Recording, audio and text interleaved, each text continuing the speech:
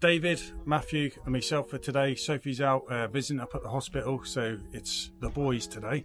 Join us on the journey, see how we get on for a day in the life of a window cleaner. I've had 2 skips today, don't mind that. Good customers, got good reasons. So it's left us with 16 cleans.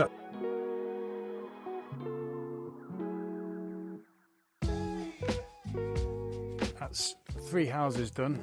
We're on house number 4. I'm doing the tops around the back here. David, he's going to do the bottom windows with the 45 litre trolley. At the back with me, and Matthew's around the front of the house doing tops and bottoms. Glorious sunshine, lovely day. Get used to this after the last 6 months we've had. But it does bring some problems. Got to make sure you hydrate well during the day. It's very easy just to keep working and get through your work really hard. And keep saying I'll have a drink after the next one. Before you know it, you've done 4 or 5 cleans without any water.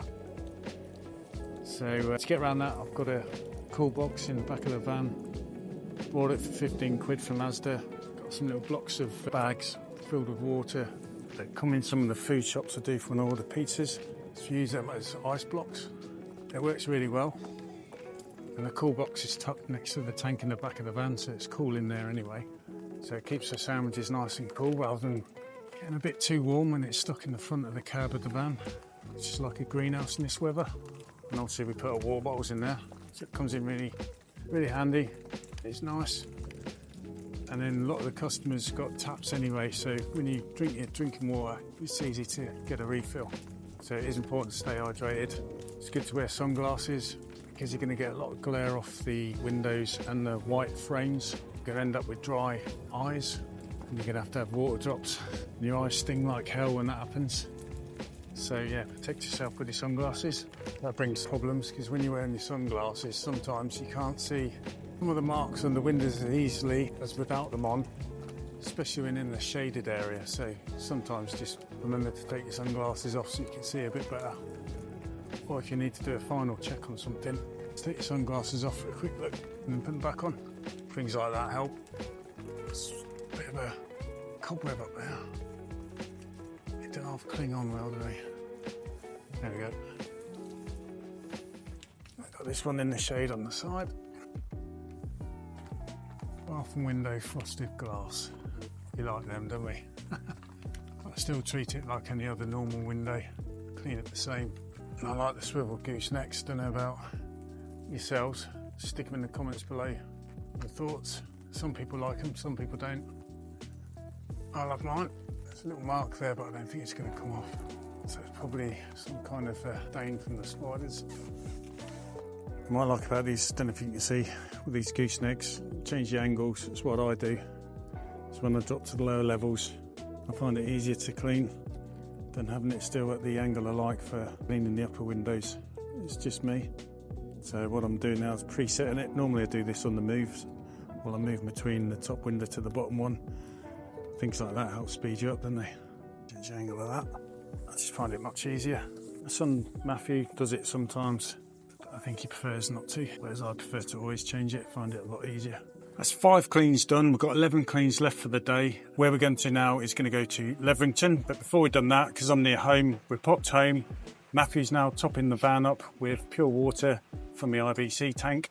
So we're completely full. And then that way, when we go off to Leverington, that should see us through now till the end of the day.